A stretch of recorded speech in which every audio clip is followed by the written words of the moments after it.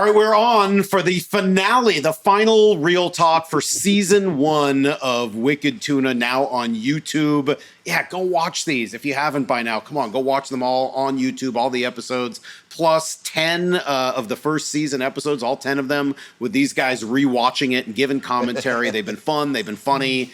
We've learned, actually, quite a bit as well. So it's all available on the Wicked Tuna channel on YouTube. And for the finale, we got to go back to the start again. Of course, with the two Daves, we got .com, we've got Dave Marciano. It had to be you guys for the finale. That's the way it is. This is the center point of the whole show. What do you think about this? Kind of going back now and reliving it, now that you've kind of gone through 10 of these. What'd you think? What was this like for you? I mean, for me, for you too, it's been a great experience. It's watching ourselves on TV, being on a show that was their #1 rated show, and just having it 13 years. It's NetGeo's #1 rated show. So even when the show ended, it wasn't because ratings slid. That was a little bit of a surprise, the way it all did end. That was tough. But, now doing this on YouTube, getting this chance to kind of, we're hoping to breathe a little bit of life into this thing. And if nothing else, just like the experience itself, this is another opportunity to kind of walk down memory lane. I'll stutter if you do that. He's going after him. If you walk down memory lane and, you get to revisit. Look, it amazes me that we have those moments in our lives frozen in time, the good and the bad. Yeah, we talked about that with Jay a little bit. .com, we haven't really spent much time talking about it, but it is kind of cool. Like, you've got this entire decade plus of your life chronicled on video. Can go on for more decades to come. I know, reruns, we'll be on, it'll still be showing. But how weird is that? Like, I mean, you guys keep commenting, oh, I look so young and this and that. I mean, you're going to watch yourself over the next 10, 13 years aging. You are actually getting your life chronicled for you. It's like you have a videographer at your wedding, except it's for your life for a decade plus. I mean, looking back to see how young we were, how even Sandro and Joe and Jay, they were in their upper teens. Yeah. But it's cool to have this on TV. We can go back and watch it anytime. And after we're gone, our nieces, nephews, grandkids can go back and continue to watch this. It's a good snapshot of where we were in our life at that point in time and what we were doing. Yeah, the finale is a great place to talk about some of the big picture stuff of everything that happened throughout this season. And, Dave, there's so much with you. You're such a focal point for this season because it really establishes this idea that you are, I don't want to say a bad guy. That's not right. You're not an evil character. No. You're not, He's the black boat, though. The black boat, the bad black boat. He's the black boat. You're a bit of an agitator, though, yes. right? You're a bit of a touch point for everyone else who watches it to be like, that guy's good, but I don't know if I like him or not. If we didn't catch fish and we were like middle of the pack or at the bottom of the pack, people would like us more. Are you sure? Yes. Or is that what you tell yourself when you go to sleep at night? I disagree. But they would be saying poor.com. I don't know. I don't know if that's true because they like me because I'm the angel. They like you because all you do is complain about how you don't have any money. I'm the white boat. I'm the Guggen black boat. Right. Isn't that tough? Yeah. Yeah, that still hurts a little bit from the last episode. Hey, but hold on. I'm going to make it back up to you here. The Guggen black boat has won it multiple years. Yeah. I never said Guggens couldn't catch fish. Okay. I just said they were a pain in the ass. I think part of it, though, is you do want to rub it in their face. And you even say it in this episode, that you want to rub it in people's face. At times. It's not just that you were winning. You got to admit, there's a little more to it than that. You want to rub it in people's face when you win.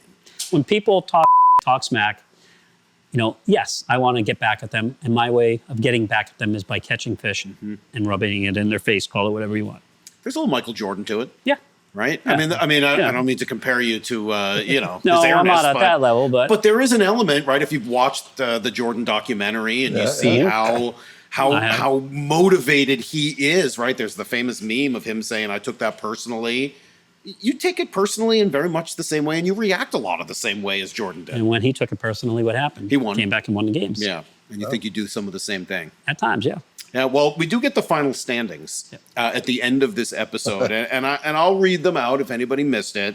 I have the rough weights of what everybody caught. The .com wins with 5,900 pounds on the boat. Hard Merchandise came in second.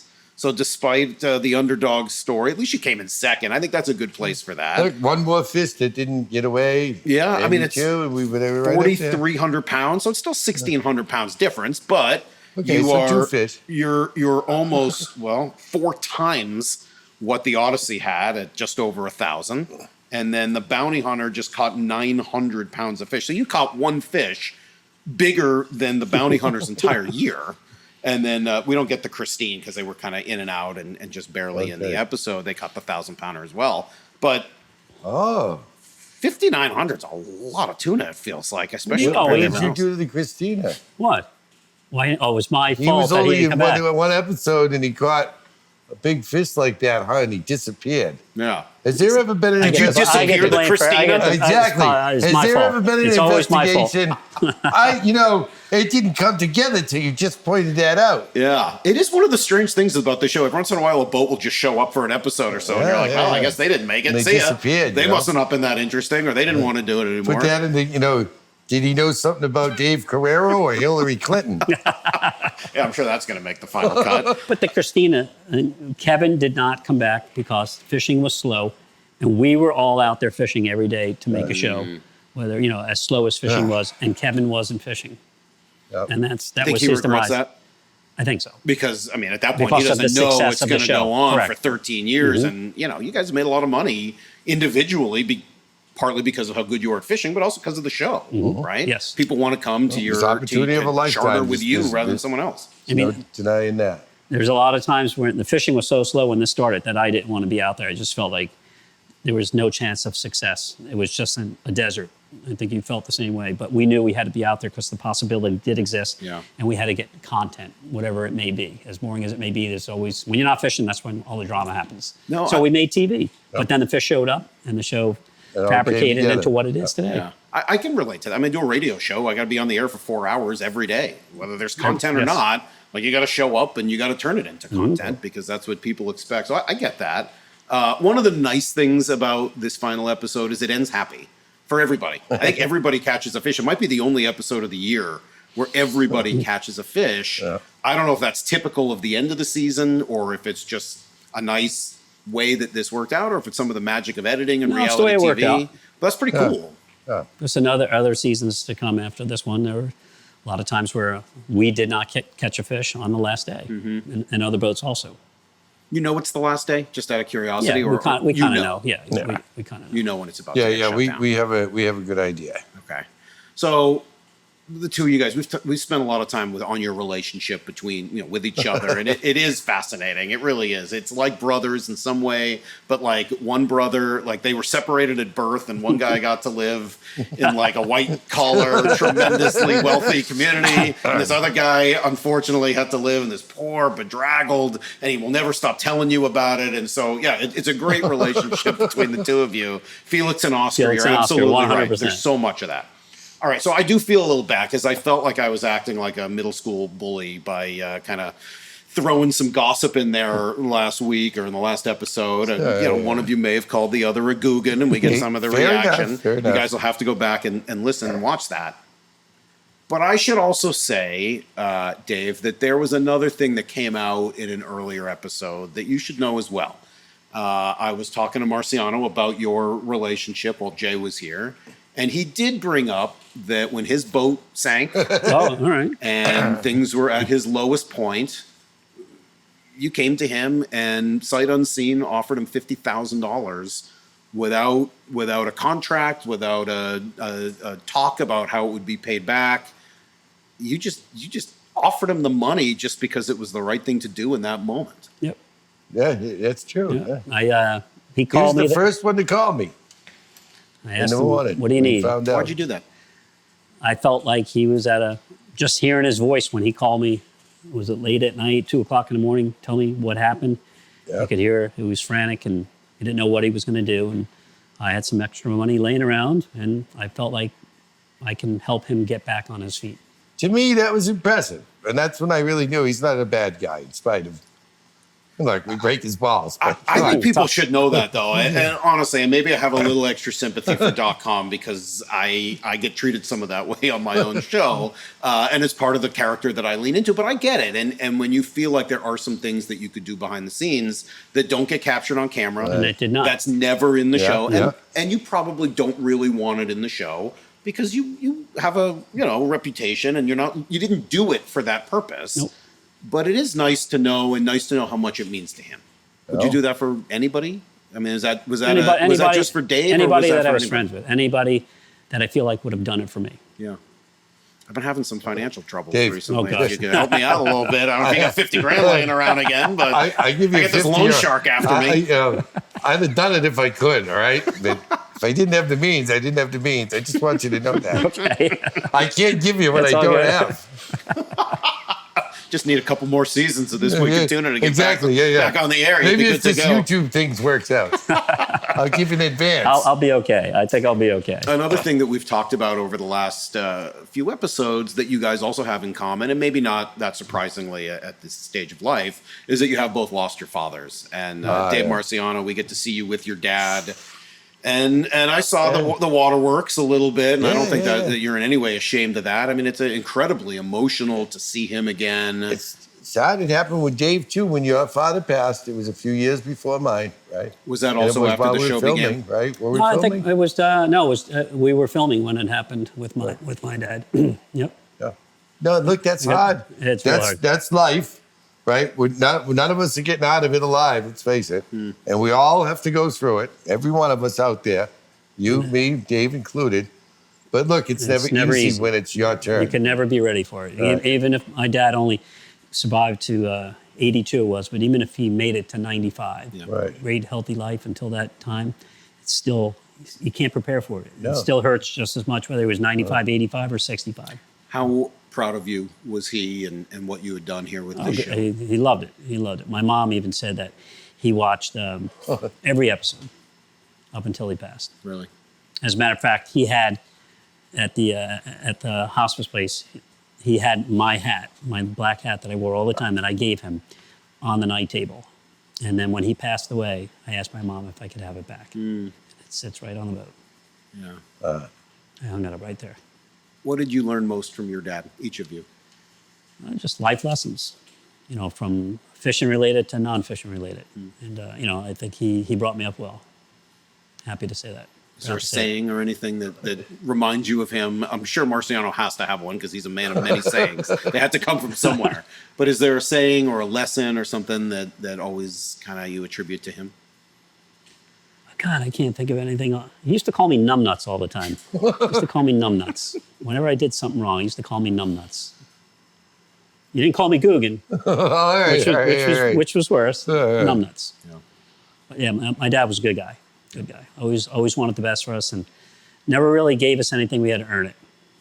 And I think I've taken that and incorporating that, not into just fishing, but my whole life. Go out and earn it. Was there one thing? Yeah, look, I was such a pain in the ass teenager, right? Like I tell you, I was expelled from 3 high schools. Really right? hard to imagine. Right? So the poor guy, my sisters were all normal, all, did good at school, went on to college, went on to work in the insurance industry and the family business, right? But then there's Dave. The only, it was the big family joke that, I'm the one that brought the family name recognition, right? And, no one thought it was going to be me, other than occasional blurbs in the police notes in the local paper, right? All right. But, right? I mean, that was it. But, even then, when I was struggling, right? And he knew I wasn't a bad person. I was having my own struggles at that point in my life, right? But, the thing, it was something so simple. Out of all the things he taught me, because he was smart and he was intelligent. But, don't let the bastards win. That's the thing I remember, so no matter how bad it gets, don't let the bastards win. That's what sticks with me. And that's how I look at things, no matter how bad, just keep pushing. Well, it feels like you've done it. I'm sure both your dads would be incredibly proud. I know they were of the show, and you both talked about it. But obviously, if they could be here and see it, I'm sure you'd give anything for that to be the case. Maybe I could try to lighten up the rest of the final real talk. It's turning into a cry fest here. I'm sorry. This is what they pay me for, is to get tears. It's like the Barbara Walters interview over here. Sorry about that. Well, there's a lot of really cool stuff in this show. There's so much good, and my dad loved that too. Well, I think that's what I like about it, honestly, and what I like about this part of the story is you guys are real. I mean, reality TV sometimes isn't all that real. It really isn't. I mean, you guys know it. I know it. Viewers know it. They know that they're watching a scripted, unscripted show. Yep. And I think one of the things that's always cut through with this show is it doesn't feel that way. It does feel like you guys are who you are. You're real people who are doing the thing you love to do out on the water. And there's no manufactured fake drama or fake storms or, oh my God, there's a hole in my boat. Oh, it's all real. It is. As real as it gets. As real as it gets. Don't get me crying now. Let's think about the numbnuts. That was actually pretty funny. Yeah, sorry. Right? You started a little too.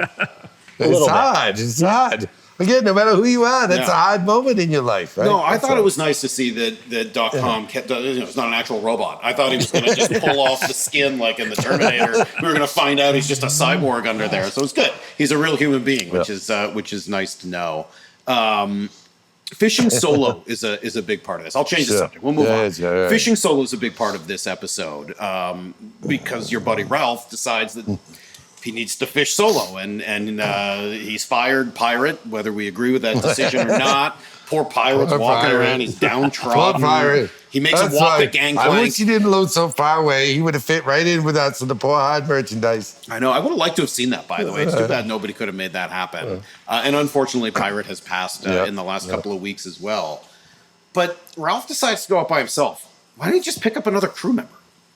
Nobody was brave enough. Who'd get on the boat with him? Well, somebody must have. I mean, is he still solo all the time today? Would you? I might. I don't know. I mean, he didn't seem that bad. Should have put Paul on with him. One of them would have been coming home. Well, I don't know. It would have been a solo fishing. Wait a minute. I don't know. Somebody I don't think it could happen because, we're in the future episodes. Wasn't Would Ye supposed to fish with Ralph too? Oh, that would have been worse. That never even got off the ground. They would have never made it off the dock. Thank you. That never even got off the ground. But, I mean, he couldn't just there aren't people just laying around who could jump out and be a deckhand for the day? Well, the type of people who are laying around, on the sidewalk. You don't want them. It was probably Pirate. And that was looking around. He's the only guy here. Hey, you want to go fishing? Sure. He rehires him the next day without realizing. So he's not able to get anybody else, or he doesn't want anybody else. Is there a reason? Is there a positive to going out solo? No, there's a positive with regards to you don't have to give anybody money. Yep. But get to keep all the money. The negative is you're out there by yourself, and a lot of things could happen out there. Right. And I've had a lot of friends that have went out, not a lot, but a few that have went out solo. And there's no story to be told. Not here now. Right. Okay, so I want to get back to that part because that is obviously sort of the dramatic idea of the danger here. But just on the upside of it, so he does choose to go out and do that. Maybe it's reckless. The only real upside is that you don't have to pay anybody. Are you paying your crew at that point? Are you paying them a fee, or are you paying them a percentage? They get a percentage of the catch. Yep. Okay, so it's all everybody's a little different. It's just a percentage of the catch in a nutshell. That's the fishing industry. And I'm sure you don't want to say exactly the percentage, but is there a rough? Well, yeah, no. Look, everyone's it's simple. sort of in the same range. The way it works on my boat is pretty much standard as far as I know it in the commercial fishing industry. Expenses off the top, boat gets 50%, and the crew gets 50%. All right, now the crew, I'm part of the crew too. So if there's me and one other guy, he's getting 25% of that boat share. If there's three of us, it's split up three ways equally, that boat share, and so on and so forth. So in that, if there were three, you would get 50% plus divided by 3. 50%. Right. Okay. Well, look, the boat gets 50% because that's what keeps the boat fishing. That keeps the boat maintained, pays the dockage. Yeah. That money's there, right? So expenses come off the top. So literally the crew's paying half the expenses and the boat's paying half. Yeah. Now, other guys may do it a little different. That's the way we do it on my boat. I do it a little different. Try and keep it simple. I give my crew 25% off the top. So if the fish is 10 grand, they get $2,500. I don't take out expenses because then it gets too complicated. You know, what are expenses? Dockage, insurance, tackle, food, ice. Yeah. You know, hey, I didn't know you were charging for ice. There's the expenses, the list is. And you're choosing which expenses. You might decide to have a more expensive marina. And that's or where less expensive the marina. arguments can start. Right. Oh, I didn't know you were charging me. You were taking out for insurance. I didn't know you were taking out for Well, dockage, that's going to be electricity. up front. Yeah. Right, but even if you put the list up front, there's still, I've seen it happen before, and it creates chaos between the deckhands and the captain. So when you have 3 people on your boat, you would take 50, they'd each get 25. Correct. And then when Paul leaves, anything else that you and Sandro caught, you're going to split 75-25. Correct. Okay. So that makes sense. And so now Ralph's going to go out there, and regardless, it's probably going to be somewhere in that range. He's out there by himself. How dangerous is it really? It's only dangerous when something happens. Now look, it could go wrong easily. And look, we see other captains, in future episodes, in future seasons. This is only the first one we're reviewing now, but Tyler goes out and catches a couple by himself, right? And again, he pulls it off. He gets lucky. He pulls it off, and it happens, and it's good. But it can go wrong. All it needs is to go wrong once, and then all the rewards you had before doing it solo, it's all washed away. Yeah, you said during the rewatch that you just won't do it. That's just a Have I done it? Yes. But while I was out there doing it, and I was going to the side of the boat to do whatever it was, I was saying to myself, hold on a second. If I go over here, I'm done. And I realized through time, I've done it a few times, that this is careless and reckless. And I said I would never do it again. And when I made that commitment to myself, I never did it again. There were times where I left the dock, where I went down to the dock, I didn't have a crew member. I tried to get someone and they couldn't make it, and the boat just stayed at the dock. Are you a risk taker in general? I mean, will you jump out of planes? Will you jump bungee jumping? Any of that stuff? I'm an airline pilot. I'm not a risk taker. Right. So you won't do any of those things. So that's just sort of how you are. It's calculated. Correct. This is too risky. I'm not going to do it. That's the way I've been groomed. Yeah. So I would be exactly the same, because I'm not jumping out of a plane and I'm not doing any bungee jumping, and I'm going up by myself. But Marciano, you have, and you told a pretty harrowing story of treading water for, what'd you say, 90 minutes, 45 minutes, something like that. I figured out I climbed back in the boat. No, it was going out alone. Scary. Caught your fish, going back to the ball. We got the line tied off in the anchor, and I was threading it up. You've seen us all run up there and thread the anchor up to the bow and tumbled off the side. And that was the boat before I owned the hard merchandise. Had it been the hard merchandise, it would have been easy we have no stern in there, right? Up over the back, I could have got it easy. This boat was much higher out of the water. It was an old wooden boat. And I won't say I treaded water. I could hold on to the boat. I could reach in the scupper, and I had a good grip. I just couldn't figure out how to get back up onto the boat. And ultimately, I managed to reach a real leash. Everybody's seen us. We have those clips, and sometimes they're attached to the rod. In case the rod falls over, we won't lose the rod.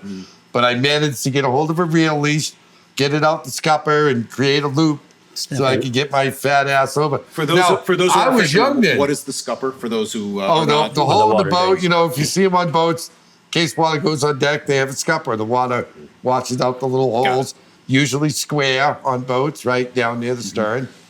But I was young then. And that was still quite a feat, but finally getting that foothold, I could pull my, You wouldn't be sitting here talking about this. I doubt physically if that happened to me these days, I wouldn't be able to pull my fat ass up over that rail. I hope that was summer. I mean, because it can be cold out there too. In addition, but even in the summer, it was tuna fishing. It was summertime. But if that's going on in November, December, you're toast, right? All right. Yeah. Well, it could. You might as well, in the cold winter fishery, you might as well be working on battery acid. I lost that boat we're talking about, the Angelica Joseph. That was my first boat. January 13th, 2003, we sank right out here on Jeffrey's Ledge, coming home from fishing. It was 5 degrees out that day. Now, we had exposure suits on, right? We had all that. We had a life raft. But it's funny, when that happens to you, that was the last time I jumped in the ocean. Because when you jump in the ocean in January, good chance, and it's 5 degrees out, And even though you got an exposure suit, you not can a very feel the good devil chance. come up and grab a hold of your ass, all right? And I told myself then I would never jump in the ocean again willingly. And I've stuck to that promise.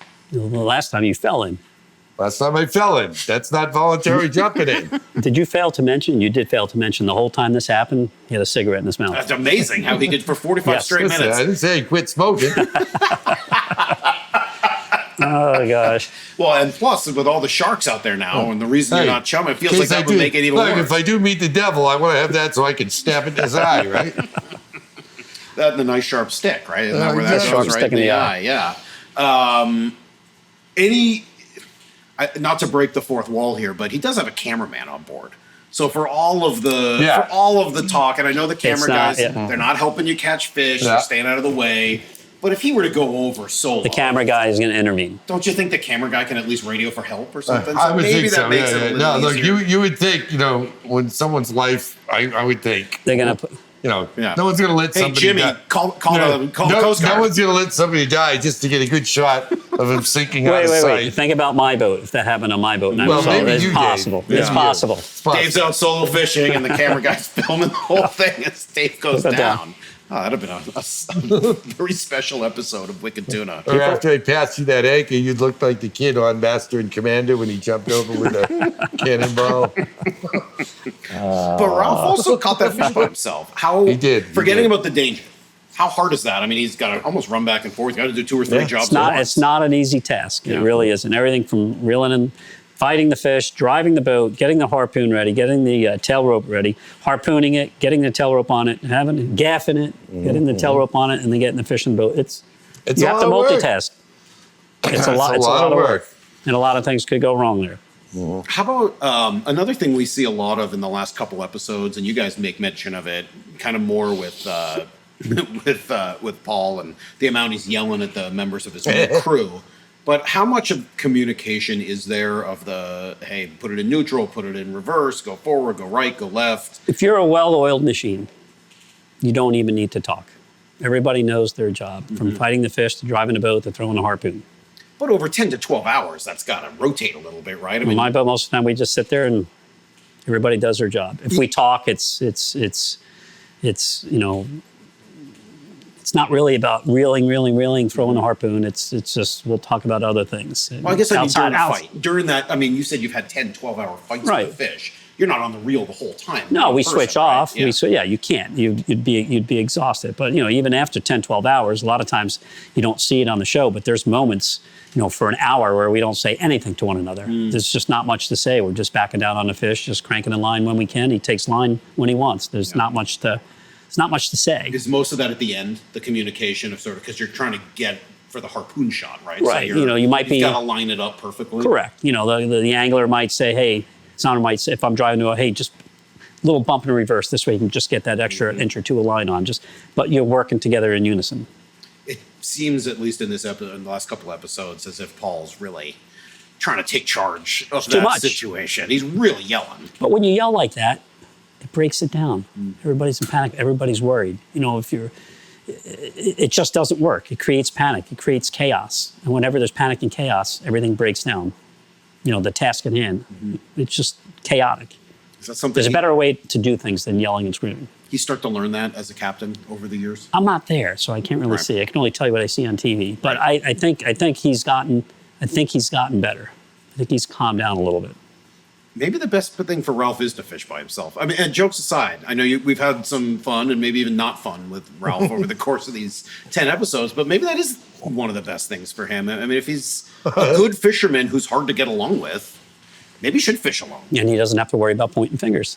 Well, right. I mean, like, I'm not even really joking. Dude, I mean, like, there's nothing fun about getting them alone. really? No. It was like, you got to reel them in, right? Last June, I went alone. Pretty recent, but only because the boys called me up. Joe and Jay called me up. Get out here. It's 10 o'clock at night. It's time. The bite's on. It's tuna fishing. Early in June. It's flat calm, so I go out there with them, enjoy them. Okay, great. By 8 o'clock in the morning, I have a nice 300-pounder aboard the boat. The boys are kind of watching my back. I'm anchored up right here to them, So I'm alone, but I'm not alone, right? The boys are right over there. They see if I'm going to have any trouble. They're going to come right over, right? They're in the other boat.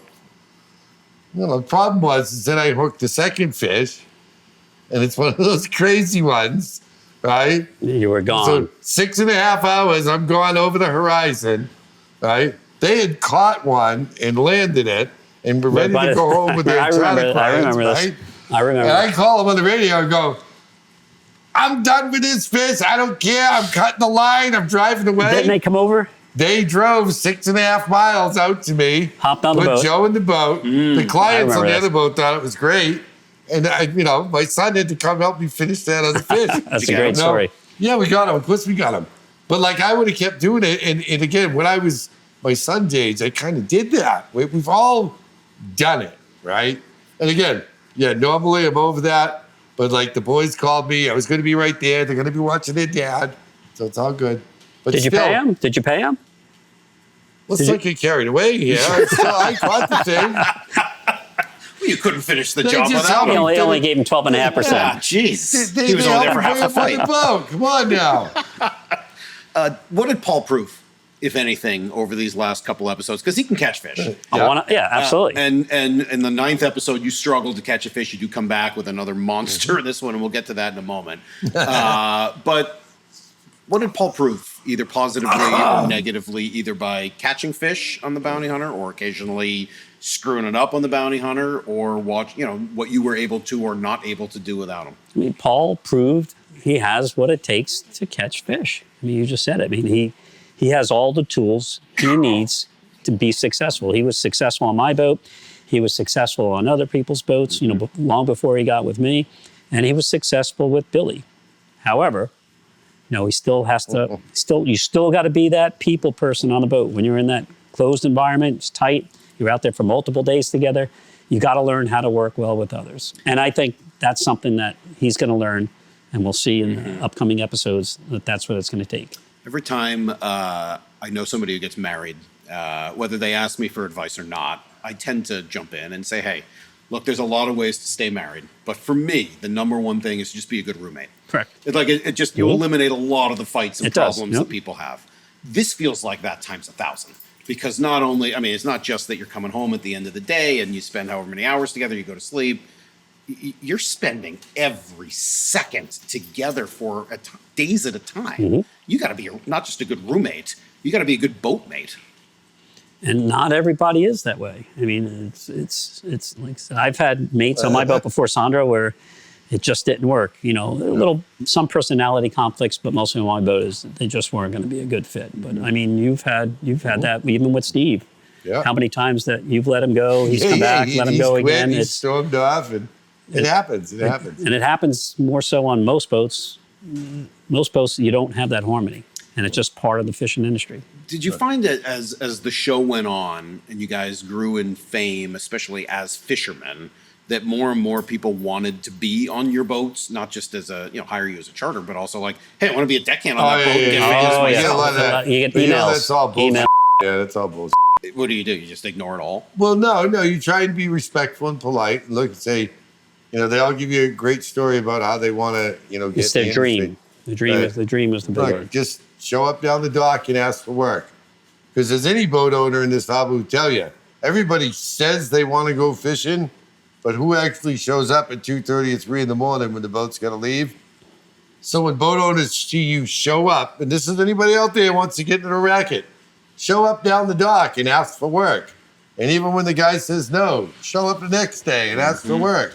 And even when the guy says no, you do that, they're going to at least know if they ever need you, sooner or later, an opportunity is going to present itself for work.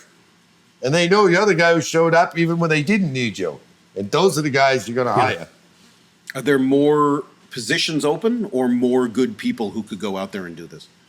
I mean, most of the boats I know still have the same crew. Yeah. I don't think there's many people coming into town there's a lot of people that want jobs, but there's just not enough out there. Yeah. All the good boats have the same crews, and even the boats that don't catch still have mostly the same crews. It's not a big turnover. Some boats have turnovers all the time. That's because it's not a job you can do and you hate. It really isn't. We get to see you guys at the end of the season here. It's the first time we see the end of the fishing season. And, you're talking about quota, you're talking about feeling some pressure. Is there real pressure, or is that, a little bit of, hey, I'm trying to win the TV competition pressure? I mean, we all want to win. Nobody's going to deny that. But, at the end of the season, everybody wants to get that last fish, which could be, especially now in this season, it's slow fishing, that last fish could bring in a lot of money. There's not a lot of fish on the market. So we're under stress, not only because we want to be the top boat, but, again, we also want that last paycheck for fishing. Are those last paychecks sometimes bigger at the end of the season? They can be. Oh, absolutely. Because there's not going to be many fish on the market, and restaurants and establishments are willing to pay more. And especially at this season, it was slow, so there was not a lot of fish on the market. And the previous few days prior to this closing coming up, there was nothing on the market. So any fish being caught the last couple of days is probably going to pay well, and we all know that. And that adds to the stress level. Are there more big fish available? I mean, you go out and catch the biggest fish here, right? This is where you catch a 1,000-pounder. We took the gamble. You took that gamble, so maybe you're not. Can you take that? Can you afford to take the gamble because you've already had a better season than a lot of other people? At that point in time, the gamble, I wanted to go out and make money. But the gamble for us was to go out and get that biggest fish of the season. Right. So you just we kind of put the money to the side. You just kind of wanted to shove in everybody's face. I wanted to get that biggest fish. Look at it however you want. And we did. I like that. And to me, it almost feels like if you're in, at a casino or something in Vegas, like, hey, I've made a few bucks. Maybe I can now go bigger a little bit, right? I can play with house money. You can press your bets. Yeah, maybe you're playing with house money a little bit. But had it not worked, I might have had a pretty upset crew member. Yeah. Yeah. So you take the risk, you go out. Take the risk, and there was reward. Yeah. But that's not the way it is all the time. No, but when you catch that 1,000-pounder, even though, as you said, it may not have quite the same quality or as hard to find as the 400 or 500-pounder, that's got to be pretty awesome, right? To bring that one back at the very end. And it was pretty good quality on top of it. So it was not only a win, but it was a win-win. Dave, how do you feel at the end of the year as everything kind of comes to a close? Part of me is glad it's over. Because, it's on to the next fishery now. Hopefully the pollock prices will be good between now and Christmas. Yeah. It's another fishery. It was a good one. It was a great season. Look, being a part of the Wicked Tuna brand was life-changing for us. So I'll always be thankful for that. And, because of that, too, there's, I don't have to fish all winter long, right? I can coast. That's a luxury. I'll take that luxury. And, I'll fish when I can and work when I can. And, because of the show, we got to walk through a lot of opportunities. And do things that we, I never imagined me doing. You know what I mean? So, like, how cool is that? We'll do a few... we might do a few boat shows or trade shows, and they'll pay me to show up and sign autographs. And I'll sell T-shirts while I'm there. I even sold T-shirts. Can you believe that? People actually bought them. I believe that. You had the foresight to call your boat the tuna.com. I mean, that is it's as if you were prepared for this moment from the very beginning. Like, of course you were. It just happened to work out that way. It just happened. My boat name just happens to be my website name. I mean, what an amazing bit of foresight. Yeah. But it worked in my favor. I mean, like Dave was saying, he's selling bobbleheads and marlin lures, or whatever you want to call it. Some T-shirts too. I know that.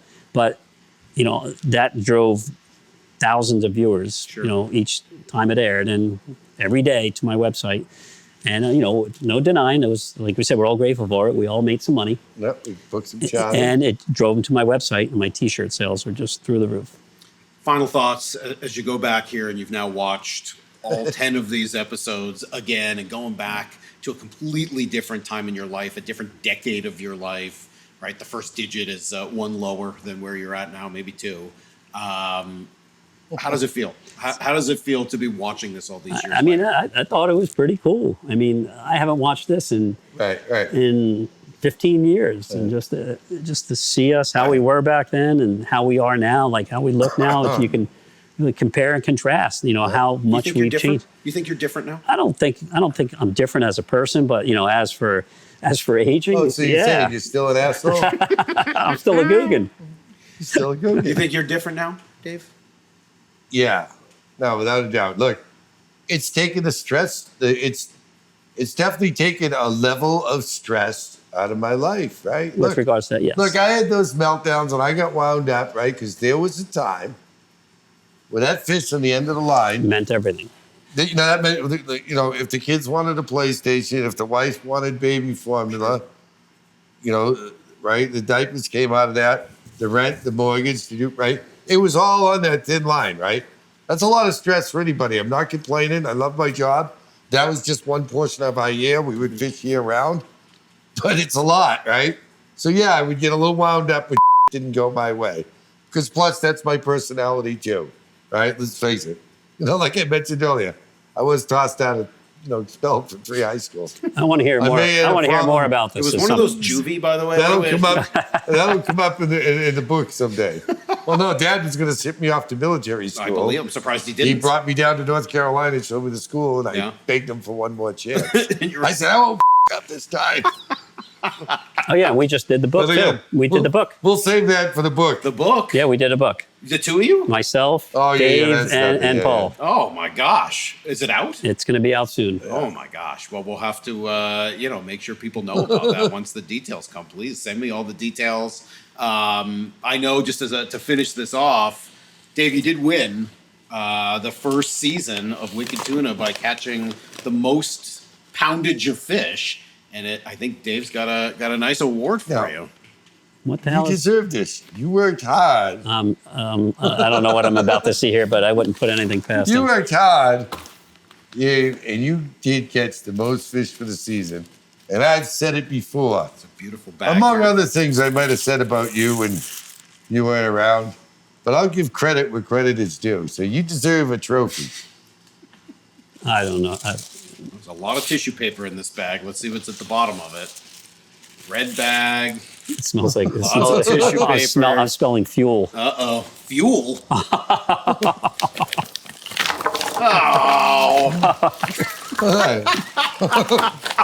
I got you cold. Now, look, you may have written me out of the will, but I think, you know, on some episodes, you know, I may or may not have said, that guy Dave is so tight you could cram a piece of coal up his ass and it would turn into a diamond. So I may be out of the will, but maybe you can make me a few diamonds before you go. I'd do anything for you, Dave. That's pretty comical. Pretty comical. Well, there you go. One for the win right here. This is what I get for the win. Isn't that great? This is the grand prize. You get a lump of coal. Reminds you of Christmas in New Jersey, huh? I'm going to go home and have a barbecue tonight. Thanks, these Dave. Years later, these two are still messing with each other in their own way. And I don't know, maybe if we light one of these, we could have a little barbecue at least before we get out of here. That is the finale. That is the last real talk of this season with the two Daves, and great to have them here for it. This has been a lot of fun, not just today, but going through all of these first 10 episodes of the first season. Fun to relive them with you guys. Fun to see you relive them. Fun to learn even more about you guys and the behind the scenes. And thanks for being vulnerable. Thanks for talking about your life and your family and everything. Why, this was almost as much fun as a sharp stick in your eye.